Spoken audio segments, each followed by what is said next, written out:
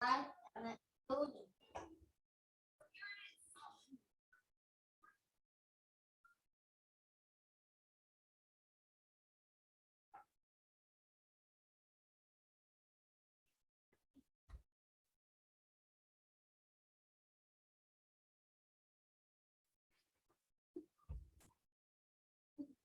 Emma, not bite.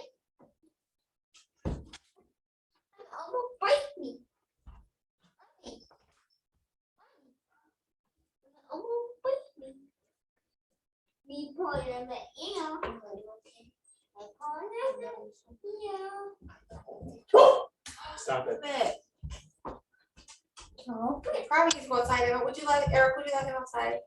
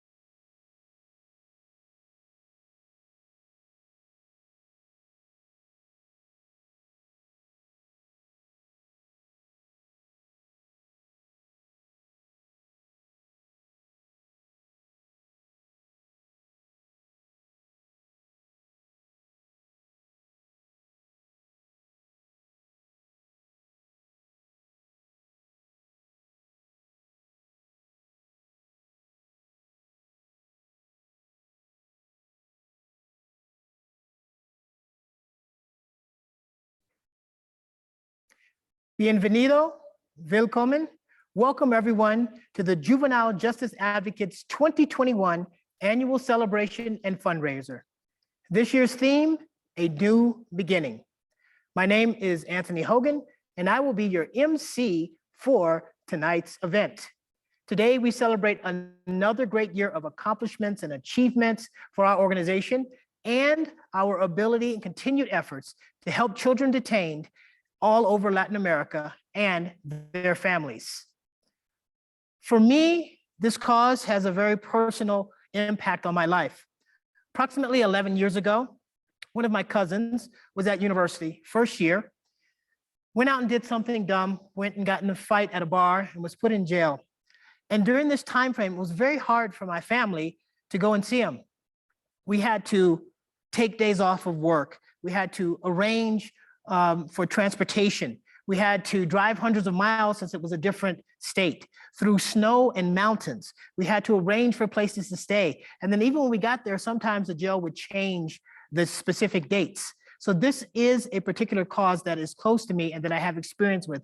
And I know how much it means for someone to have their family supporting them. So this is why I am here, because this cause is important to me. And I am here to help you, to help this cause as well. We have a great program, so sit back and enjoy.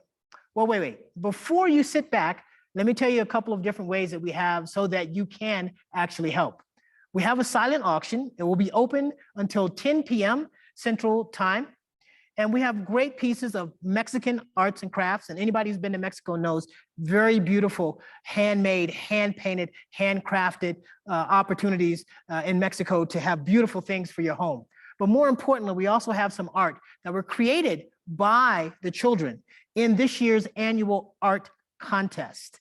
So those are going to be up, and you're going to see a website appearing at the bottom of your screen right now. So that's the screen you can go to for the silent auction. Put the bids in early, put the bids in often. We also have a way for you to directly donate. You can go to jjadvocates.org. That's jjadvocates.org, and click on contribute in the upper right corner of your screen. Every single dollar that you donate tonight will make a huge difference in the lives of children who are detained and their families. As we begin our program, we'd first like to have some messages from our collaborators here in Mexico City. Mi nombre es Cintia Rosas. Con la pandemia hemos tenido que enfrentar situaciones nuevas que han requerido de creatividad y profesionalismo. Sin embargo, algo que ha sido vital para que podamos realizar nuestro trabajo ha sido la ayuda de todos ustedes, quienes se acercaron con cariño y con confianza, proporcionándonos una serie de materiales para que podamos realizar nuestro trabajo de manera más eficiente. Gracias, Justicia Juvenil Internacional, por los libros, por los juegos, por el equipo de cómputo y los equipos móviles. A todos ustedes, muchísimas gracias. En nombre del Centro Especializado para Mujeres Adolescentes, agradezco a la Asociación Justicia Juvenil Internacional su interés por mejorar la comunicación con el exterior en estos momentos de contingencia por el COVID-19. Generosamente nos han proporcionado los medios electrónicos como un Chromebook que les permite tomar diferentes clases en línea, sean estas de yoga, inglés, tejido, macramé o dibujo, así como un teléfono celular cuya utilidad principal es para que las adolescentes o adultas jóvenes realicen videollamadas con sus familiares. Muchas gracias, Justicia Juvenil Internacional. Hola, de parte del Centro Especializado de Prevención quiero agradecer a Justicia Juvenil Internacional, quienes nos han apoyado durante la contingencia con donativos como es la despensa, artículos escolares que nos han permitido darle actividades a los adolescentes que están en proceso de reinserción, así como el préstamo de laptop y teléfono celular que nos han permitido dar la atención a distancia de manera virtual, ya sea de talleres o mantener comunicación con ellos desde casa. En verdad, muchas gracias. Por todo ello, muchas gracias, Justicia Juvenil Internacional México. Les agradecemos su apoyo.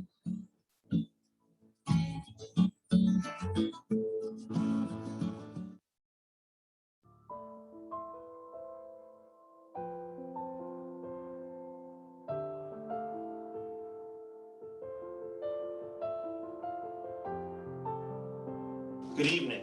Thank you for joining our 2021 annual celebration. Every year we recognize a person with our Outstanding Advocate for Children in Prison Award.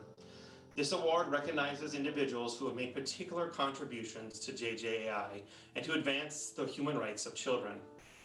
Last year we awarded Mr. Walter Mondale, the 42nd Vice President of the United States.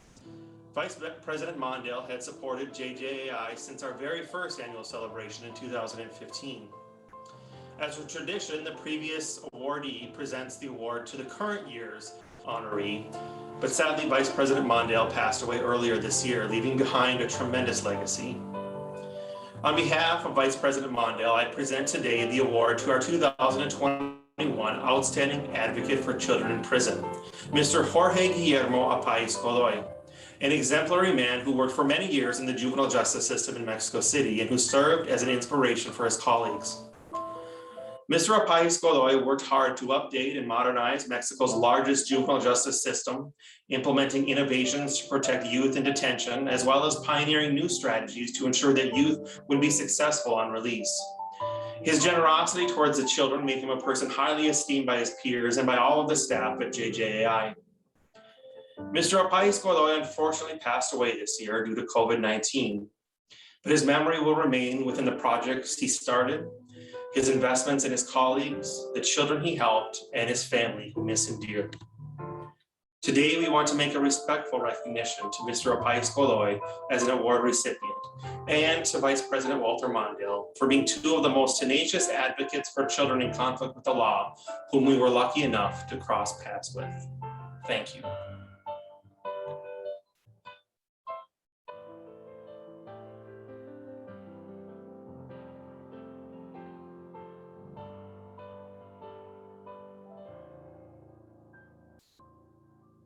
Welcome back, everyone. As you can see, last year's award winner, Vice President Walter Mondale, and this year's winner, Jorge Guillermo Apais Godoy, both found a way to leave a legacy. And that's what you can do today by making sure that you donate and participate in our silent auction.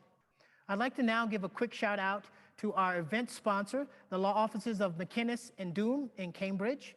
We'd like to thank you very much for being our supporter in this phenomenal cause that impacts so many people. Today we're trying to raise $8,000, which will be matched dollar for dollar. What does that mean for you? That means if you give $10, $20 are donated. If you give $50, $100 are donated. If you give $500, $1,000 are donated. We're doubling your donations tonight. And these donations will benefit thousands of boys and girls who are in detention centers throughout Latin America, from Argentina to Honduras, soon to Puerto Rico, and of course, right here in Mexico City. Donate today to help us to be able to give these kids living in detention centers and their families, especially during this time frame of pandemic. Now think back for the past year, all those hard times you had during the pandemic. Now imagine having to go through those without having the ability to see your family. That's what we're asking you to help out with today. All of the things, all of the money that you donate today, all of the attention that you give will allow those children who are in need of your help and their family in this very hard time to be able to have a better scenario. So we'll be right back, and we want you to take a listen to a few words from a mother who is dealing with this situation.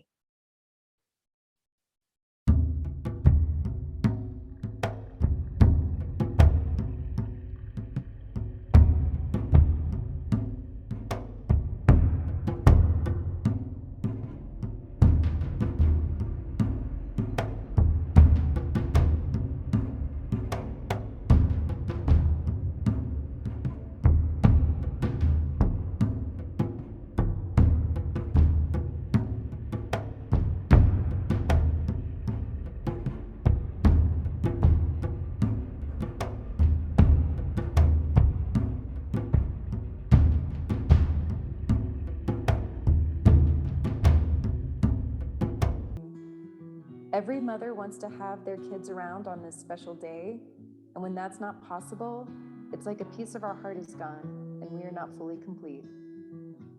I live in another city different from where my son is detained, and I don't have much money, so it's very hard for me to see him.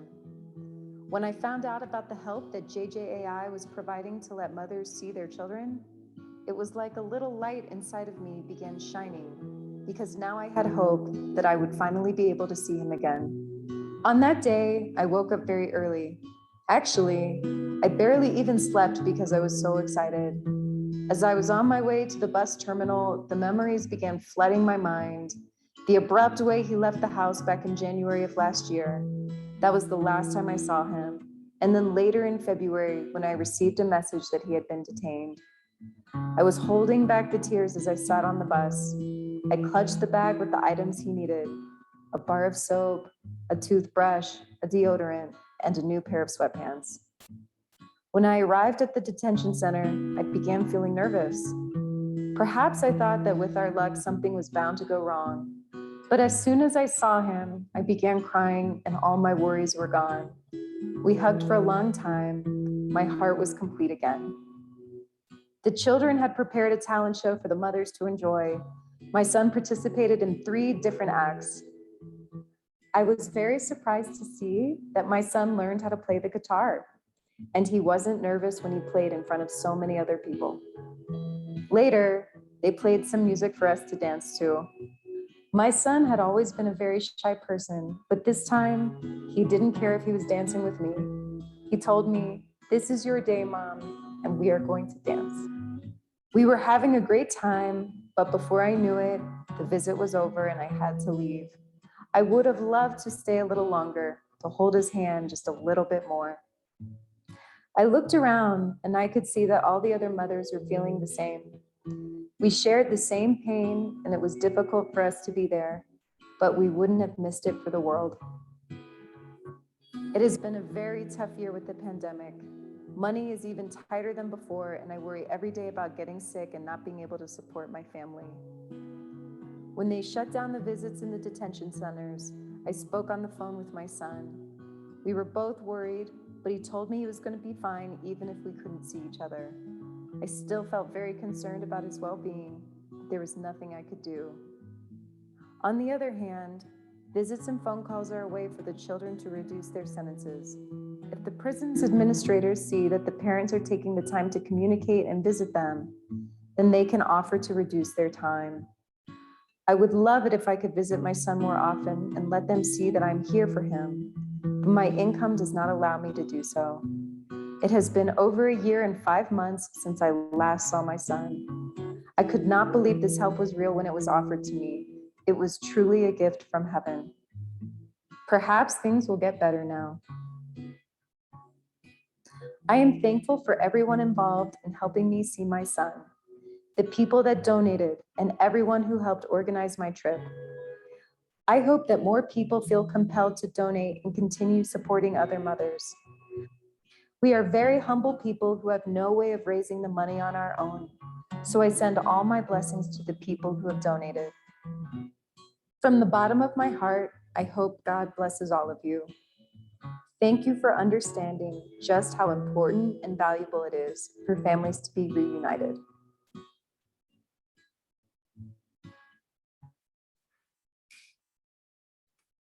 As you can see, your donations go a long way. Family reunifications are so important. Having young girls and boys being able to be with your families, being able to be with their mothers and their fathers, to create stronger family bonds, not only helps them while they're in the detention center, but helps them when they come out of detention center and creates more community bonds. For just $50, you can help a grieving mother like we just saw. You can help a proud father be able to see their child. No, as a matter of fact, for $50, because remember, we're matching each of donations, you can help 2 trips. That's a round trip for someone to see their child when they're not able to see their child.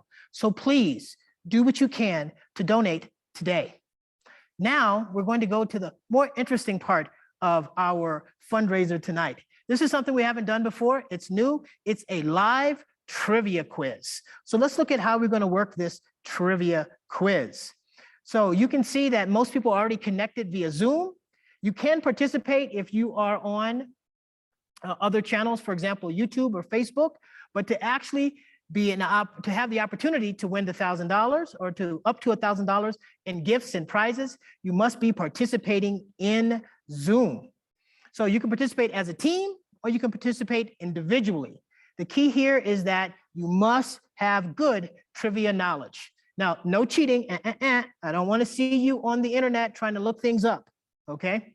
I want you to think of this as Jeopardy. You should be able to answer the question as soon as you possibly can. Now, for those connected on Facebook and YouTube, remember, go ahead, try to have fun. You can log in, but you won't be able to win prizes, but you'll be able to test your knowledge. So here are some of the rules that we want to talk about. So first of all, don't look up the answers on the internet. Like I said, no Google. I want you to forget that exists right now. Have pen and paper handy, okay? It doesn't matter if you're individual or in a team. You're going to have 20 seconds to respond to each question. And when this is over, you're going to send us a photo. So you're going to pick up your phone, you're going to take a picture. You're going to send us a photo of your answers. And then if there's multiple answers, remember, you need to answer correctly in order to get the point. The first person or team that sends in the most correct answers will win. Okay. Now also remember that what we're going to do when the answers are sent in, we're going to tabulate those answers. Sadly, we don't have an accounting firm, but it's okay. We're very smart. We're going to tabulate those answers and we're going to announce the winners tomorrow on social media. So let us go on to our first question. So first question, and I studied international relations when I was in college, so this is a very important one for me and one I definitely know the answer to. Do you? Put the flags in correct order from north to south. Again, put the flags in correct order from north to south. Go.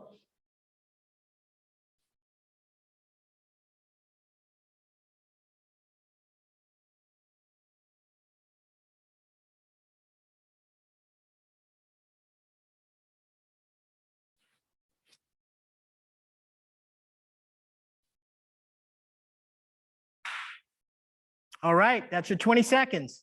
Now let's move on to the second question. Name the missing animal from these famous books. So I hope you're all reading and not just watching movies on Netflix. Name the missing animals from these famous books. Go.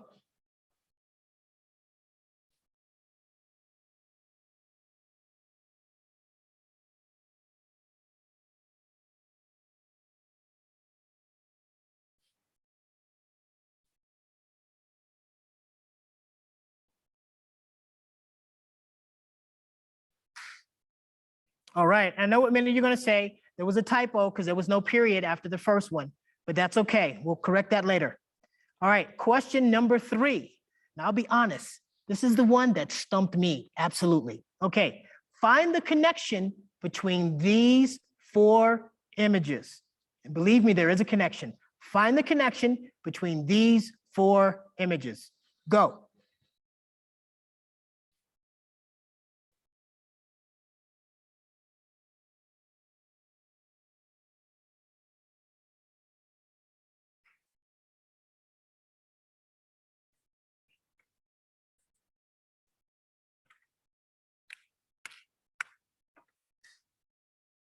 All right, our next question.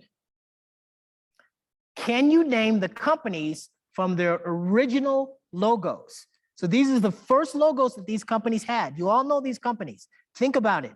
Can you name the companies from their original logos? Go.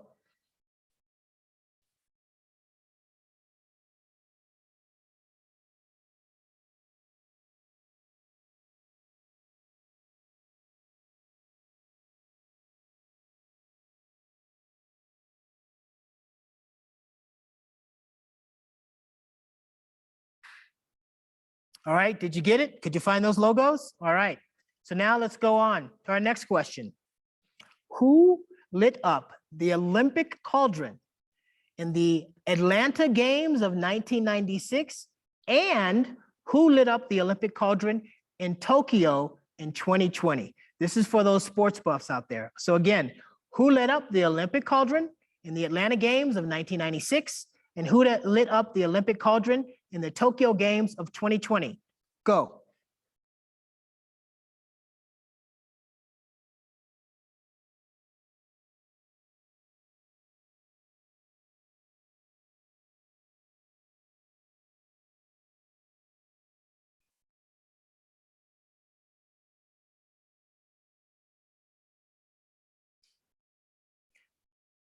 This next question is for all the science geeks and the animal lovers out there. Can you guess the animals by its feet? Can you guess all 4 of these animals by their feet? Go.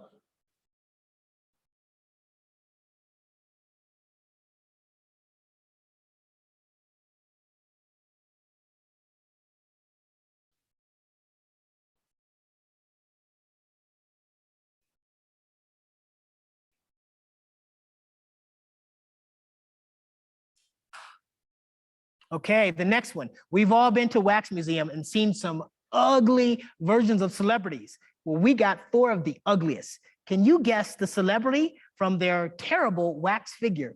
Can you guess all 4 of these celebrities from their terrible wax figures? Go.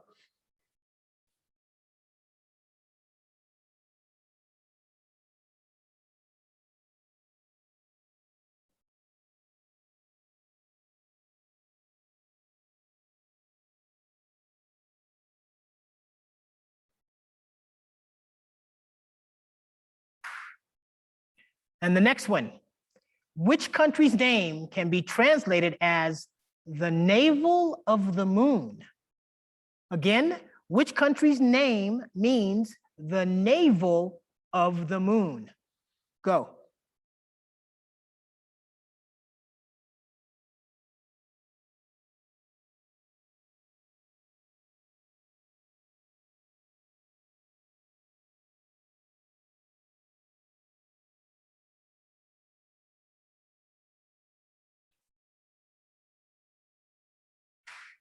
Now that last one's going to make you go look up at the full moon tonight, I'm sure. All right, our next question. This is for all the chefs in the house. You can be a celebrity chef. You can be on all these different type of chef game shows, but this is one for you right now. What is the key ingredient that all of these dishes and desserts have in common? Again, what is the key ingredient that all 4 of these dishes and desserts have in common? Go.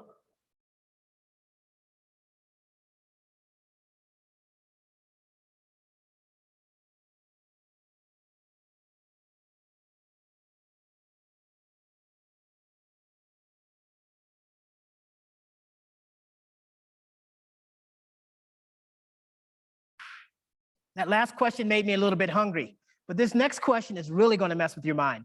Remember the last time you went to some type of state fair or something, and they had the big jelly bean jar, you had to take some random guess? Well, this is your random guess question.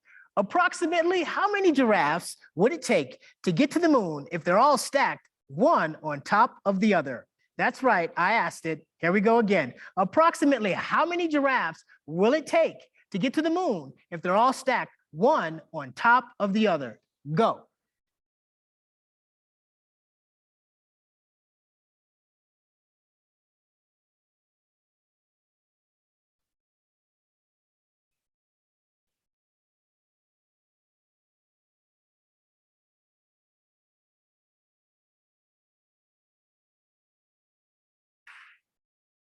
Okay, so as we're coming back, we are going to end this quiz. This quiz was very interesting, had different questions for different types of people. So what I need you to do now is you're going to have a couple minutes to finalize your answers, to get out your phone, okay? You're going to take your phone, you're going to take a picture of all of these answers, okay? Remember, you never know how many it takes to win, okay? And you're going to send it to the email that's on your screen. You're going to send it to Samantha, SAMANTH, at jjadvocates.org. That's JJADVOCATES.org. And we're going to review the answers, and we'll be able to tell you tomorrow midday who won. Now, I don't know if you all know this, but emails have timestamps. So don't try to send your answers in, in 3 hours after you looked them all up on Google. We know who you are. Yeah, we know who's going to do that. So make sure you email your answers, take a photo, and email your answers to Samantha at jjadvocates.org. We'll give you a minute or so to kind of get that organized and get that arranged.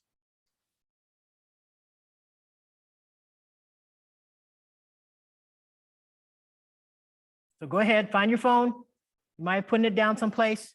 Look in the kitchen, look in the dining room, get your phone, pop it open, get the picture function ready. All right, going to snap that quick picture with all of the answers in it. Now, it means if you got crazy handwriting, you might need to rewrite them a little bit to make sure that we can read them, all right? Okay, so write them. You have 10 questions. You can number them 1 through 10, have all your answers right there. Take a picture, send it to Samantha. I have to admit, I love these questions. I took this quiz 2 days ago, and I consider myself to be kind of a quiz junkie. And some of them were easy and some of them were really tough. But I really like the fact that it was kind of a little bit of everything, all right?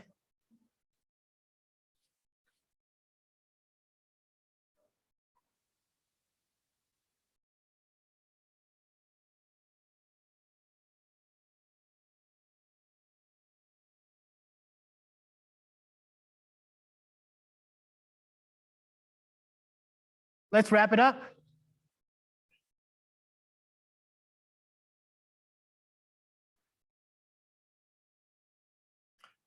Okay, so we'd like to remind you that our silent auction is still open.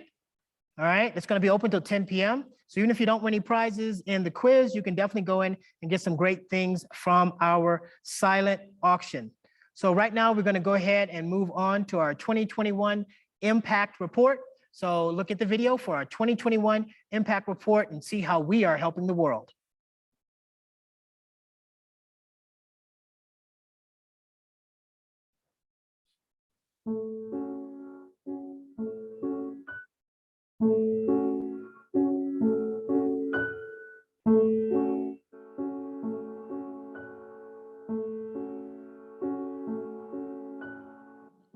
"2020 and 2021 will forever be remembered as two of the most troubled years we have experienced in recent history. When the pandemic arrived in Mexico, the detention centers closed their doors to non-essential personnel and to the families of these children. It was a means to control the spread of the virus, but the irreversible damage was far too great. All classes were suspended, there were no recreational activities, and no visits from their families. Some children were awaiting trials which had to be postponed, and they could not get in touch with their legal advisors nor with the judges who handled their cases. Nonetheless, this was not a deterrent to JJAI's efforts to provide assistance to the children. When the pandemic forced severe changes inside the detention centers, we published our recommendations for the safekeeping of the lives of these forgotten children. We mobilized in-kind aid to more than 1,000 children, sending much-needed supplies to battle the coronavirus, and we created spaces for the children to continue learning via virtual classes, as well as keeping their spirits up with recreational activities and access to video calls with their parents through the donation of cell phones and laptops. Once the visit restrictions were lifted, we immediately began offering family reunifications in as many Mexican states as possible. Parents and their children were reunited once again, and hope for a proper reintegration to society was back on track. 15 volunteer teachers taught over 150 hours of virtual and in-person classes during 2021 to 163 youths in 17 different detention centers. The boys and girls who participated in these classes learned many different skills, from drawing to yoga and also baking. But they also continued with their STEM classes, and over 40% of all students learned English as a second language. We were able to distribute over 4,739 pieces of in-kind donations to the boys and girls of 33 different detention centers. We assisted youth in 35 detention centers in Mexico and Puerto Rico. 65% of detained youth across 27 states in Mexico were impacted. We also held our second installment of the National Art Contest. This year, 230 boys and girls participated with their painting, singing, dancing, and writing talents. Through these artistic outlets, they let us learn more about their feelings and views as children living in incarceration during the coronavirus pandemic. We continued to fight for changes to the youth justice system through the Alternatives to Detention project. Our COVID-19 monitoring project evaluates conditions in detention centers across Mexico City, San Luis Potosi, Coahuila, and Chihuahua. Through this project, our best recommendations on how to tackle the coronavirus pandemic in detention centers have been put into practice. The National Child Protection Services have collaborated with us to make sure that these new practices are being implemented properly in each detention center to ensure that the spread of the virus is contained. And our national task force to shorten pretrial meetings in Durango has enabled us to work alongside the judges, prosecutors, and the defense to accelerate the legal processes of the youths who are awaiting trial. We are also replicating our probation model, Services for Youth in Release, in Chihuahua and Durango, ensuring that youth on release do not end up back in detention, but receive effective community-based services instead. This project has been successful in Chihuahua State and will be implemented in Chiapas and Mexico City during 2022. What does the future have in store for JJAI? We want to continue our assistance to as many children as possible in the world. This means that we are working tirelessly to expand our projects into other Mexican states, with Chiapas being our #1 priority during the next year. And in Latin America, JJAI is aiming to share its best practices in justice for youth. To that end, we are excited to share that we have signed a new framework collaboration agreement with the Public Prosecutor's Office of Buenos Aires, Argentina. The Attorney General and JJAI will provide training to juvenile prosecutors in Argentina's largest jurisdiction. JJAI's specialized training is designed to provide tools to officials in the juvenile justice sector in accordance with the Convention on Children's Rights and international standards. We have already completed an initial training session through Zoom in Argentina, and we are aiming to replicate these efforts in Puerto Rico and Honduras during the upcoming year. Hello, everyone, again. Of course, this is JJIA's 2021 annual celebration. You just saw all of the helping hearts, the caring hands, the persistent professionals that make this possible. And you are a part of that too. So for example, how you can help is to go to our silent auction. The silent auction has many beautiful handcrafts, arts and crafts here in Mexico. Living here in Mexico, I see every day the beauty of Mexican creativity. You also have 4 special prints that were made by children in the detention centers in the new annual arts contests. So this is a way that you can be a part of next year's annual review so that you can make sure that the students in the detention centers, their families, the JJAI, all of the dedicated professionals and the partners around the world are doing their best. So take your time to go in and look for 2, 3, or 4 different items to bid on. You will see the link to the auction appearing on your screen and in the chat in Zoom. So you'll be able to go in and, as I say, be a part of next year's annual report by participating and donating today. For our last piece of the event, we're going to present the story of a young girl, we'll call her G, who was impacted by the juvenile justice system. She spent 3 years living in detention in Mexico, and she's going to share with us many of the hardships that she went through and how her life has changed since she left the detention center. So let's take a listen to what G has to tell us.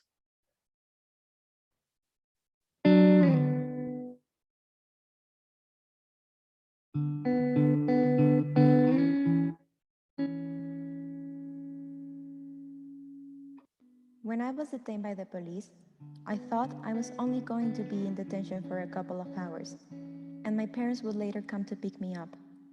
Later that day, I was told I would be taken to a juvenile detention center. Fear took hold of me. I had just turned 15. The authorities did not explain the whole process to me. A female guard just took me to my cell. I was afraid of the other girls, as they were complete strangers. The next day, I began what would be my routine for the next 3 years. Wake up at 5 a.m., fold my clothes, make the bed, and help cleaning the cell block, take a shower, and put my hair in an updo.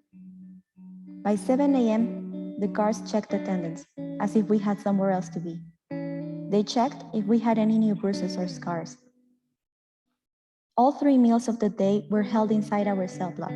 We didn't go to the dining room because that's where the boys had their meals, and the administration didn't want any harassment or catcalling incidents.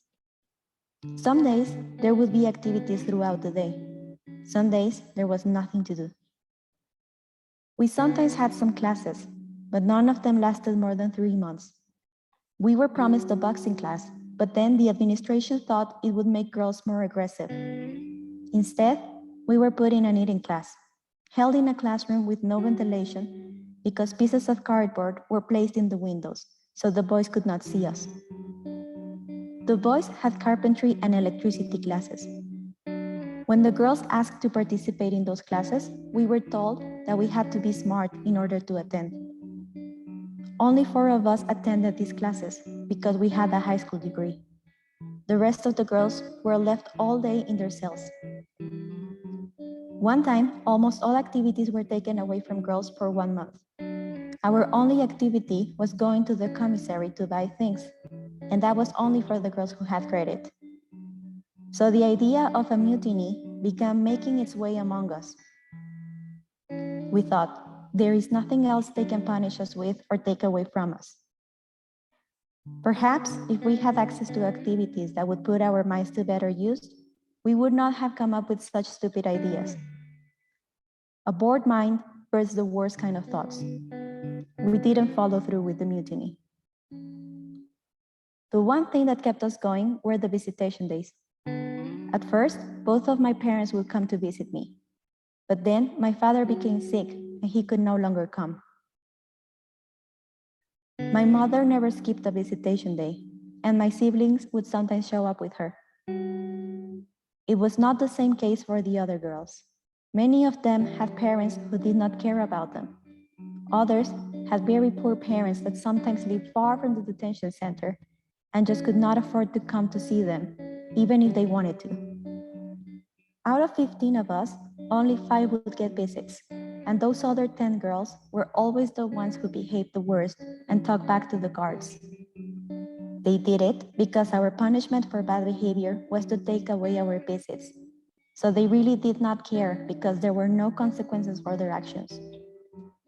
Deep down, they were just very sad and lonely girls. They would sometimes ask us, the ones with visits, to take them along with us during our visits from our families. I guess they were very upset about not seeing anyone for months or years. They just wanted to be a part of a nice moment, even if it was with other people's families.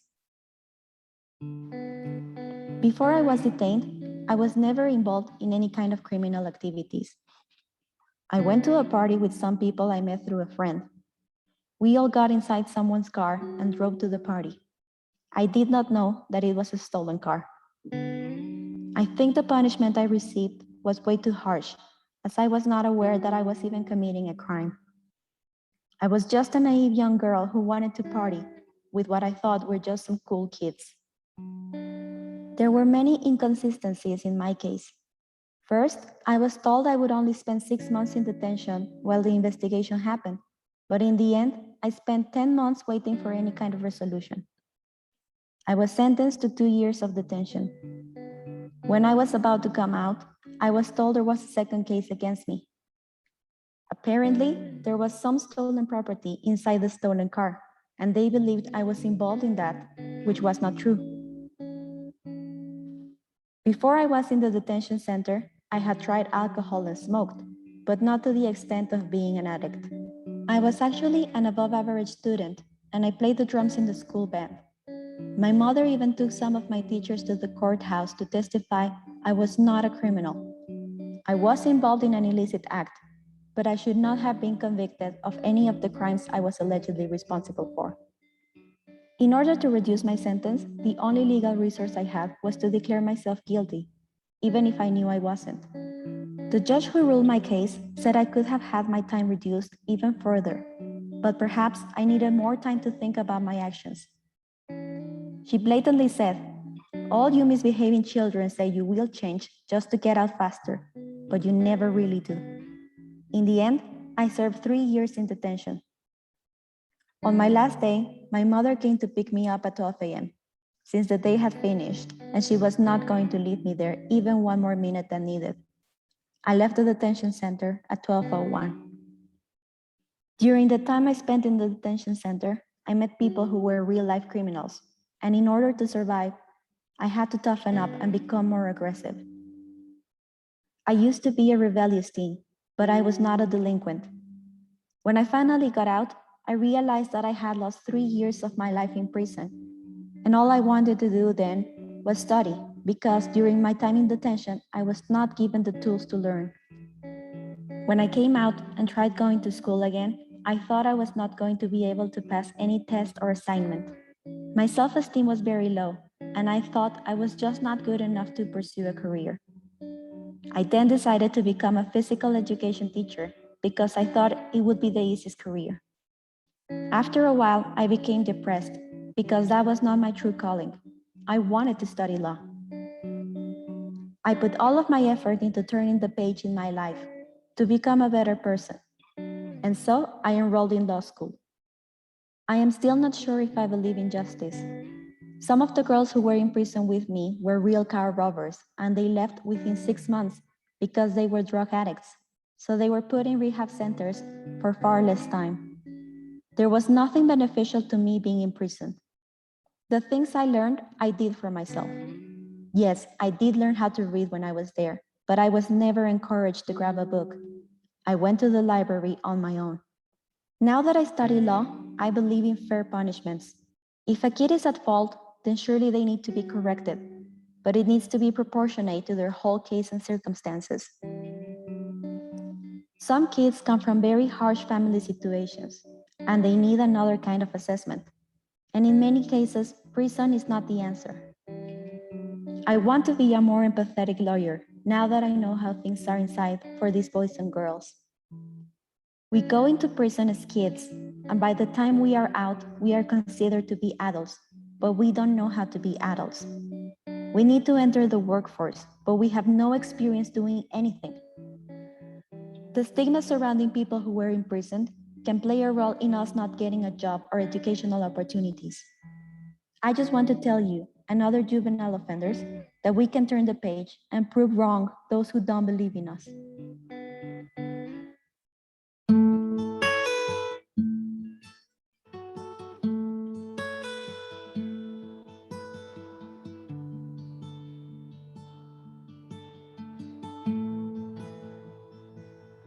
Hi, my name is Albino Garcia. I'm the executive director of La Placita Institute in Albuquerque, New Mexico. And I'm here to talk about Juvenile Justice Advocates International.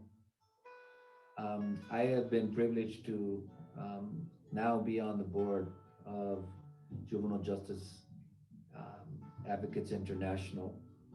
And as a board member and as an ally for many years, I've had the privilege to travel into some of the facilities where children are incarcerated in Mexico.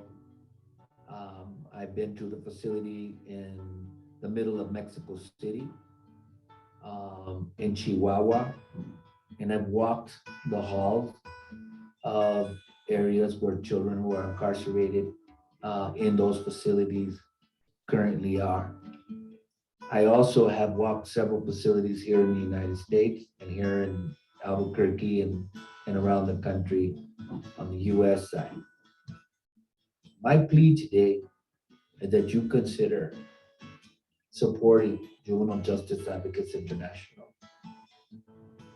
It's really my belief that the children in those facilities, especially in Mexico, Central America, and other areas that are way less privileged, way less observed, and where accountability, frankly, in some areas is non-existent. We ask that you support Juvenile Justice Advocates International. Every dollar counts in those areas. You can stretch a dollar so much in Mexico for those children. Places and things that they need that people here in the US just take for granted, frankly. So, again, with all respect and all consideration, please support Juvenile Justice Advocates International. Thank you.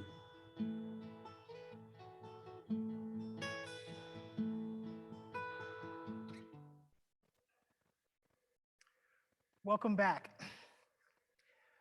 You will be happy to know that the young lady, G, that we saw in the video, who was sharing her experiences, is actually going to be interning with the JJIA as she is finishing her law degree, her bachelor's degree in law. She's found a way to continue to pay it forward. As we're ending up here, we want to say thank you to all of you for your support, for your time, for your attention, for participating in the game, for going to, and you still can, to the silent auction up until 10 o'clock and bidding, and for donating so that we can continue to do the work that we are doing.